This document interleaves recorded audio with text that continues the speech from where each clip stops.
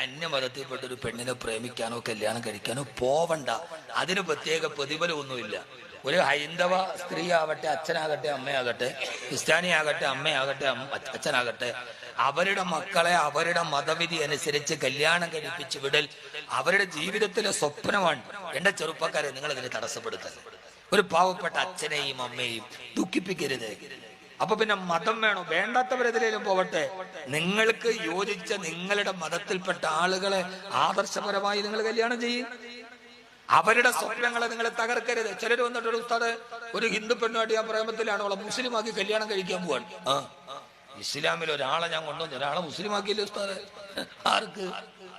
എടാ, നീ മുസ്ലിമാക്കിയത് നിന്റെ കൂടെ കഴിയാൻ വേണ്ടിയല്ലേ? നിന്റെ നീയത്ത് വേറെയാണ്. അതിന് ഒരു പ്രതിഫലവും ഇസ്ലാമിലില്ല. അള്ളാഹിനെ കുറിച്ച് പറഞ്ഞു കൊടുത്തിട്ടോ ഖുർആൻ പഠിച്ചിട്ടോ ഒന്നും വന്നാലല്ലോ. നിനക്കൊന്ന് കെട്ടാൻ വേണ്ടി പൊന്നാനി കൊണ്ടുപോയതല്ലേ, അതിനല്ല മുസ്ലിം എന്ന് പറയാ. അങ്ങനെ ചെറുപ്പക്കാർക്ക്